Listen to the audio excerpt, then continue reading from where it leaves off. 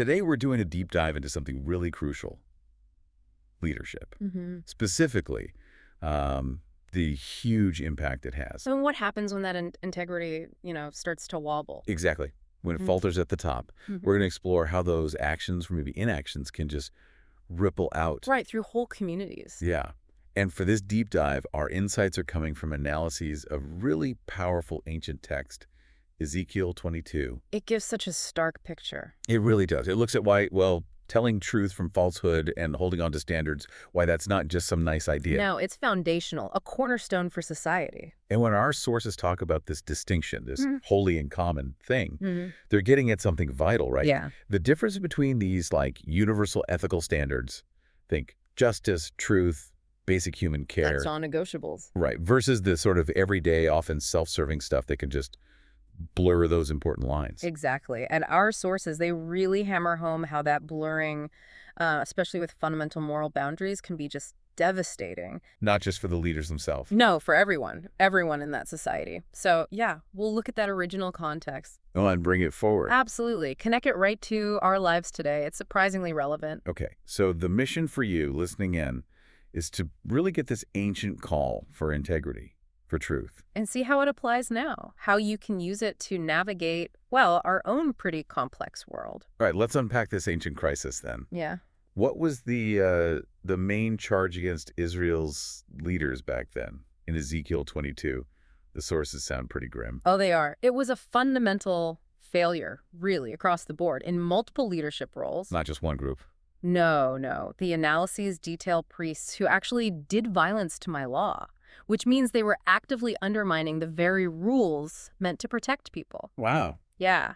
And they made no distinction between the holy and the common. They just weren't separating, sacred duties like justice and truth from what was just convenient or self-serving. So blurring those lines we mentioned. Precisely. Even ignoring the Sabbaths, which were like a symbol of shared values, of community commitment. Okay, so the priests, what else? Well, then you had prophets seeing false visions, basically peddling lies. Not good. Not good at all. And princes shedding blood just for dishonest gain. It wasn't, a few bad apples. It was the whole system. It was a pervasive breakdown, a collapse of moral authority. That sounds catastrophic, like the whole social fabric just tearing apart. When leaders fail like that, systemically, what happens? What were the actual consequences for ordinary people, for the land? Well, the consequences were truly dire. This erosion of ethics at the top. It doesn't stay at the top. It trickles down. Exactly. It basically legitimizes bad behavior everywhere. And the result, the sources say the land itself became not cleansed, like it was poisoned by all the injustice. Metaphorically poisoned. Yeah. And God's judgment is described using this powerful image, the people becoming like dross. Dross, like Wow. impurities. Yes, the worthless stuff skimmed off when you refine metal. To be melted in a furnace, it shows a society that's lost its core value, its worth. That's heavy. It is. And maybe the most poignant detail, the one that really hits home. God says he sought for a man among them who should build up the wall and stand in the breach. Meaning someone to defend the community, uphold those values. Exactly. Someone with the courage to stand up when everything's falling apart.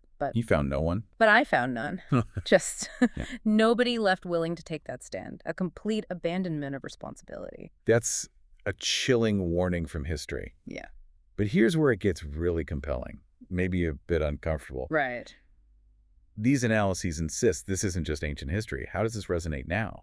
What do they say about today's leaders, today's communities? Yeah, the sources are explicit. This isn't just an ancient problem. They point out that even today, you see leaders who sometimes compromise holiness. Meaning they sacrifice those core ethical standards. Yeah, for personal gain or, political convenience, they fail to teach God's truth. Or maybe any objective truth.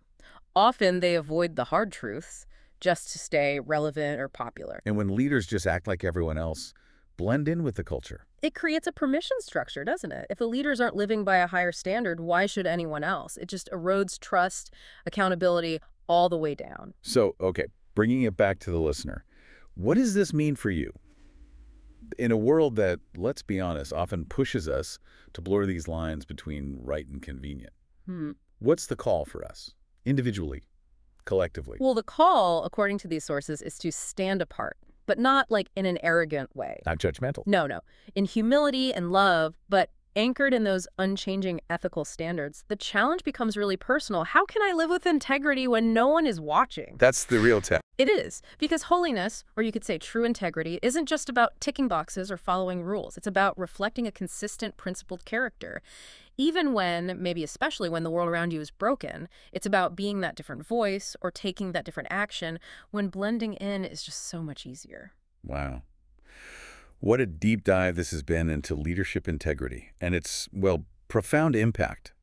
We've seen how failing to distinguish that holy, those ethical absolutes, from the common mere expediency, contributed to Israel's downfall. And how those same warnings just echo so powerfully today. Yeah, calling every single one of us to a higher standard of integrity. Mm-hmm. So as you think about all this, here's a final provocative thought for you.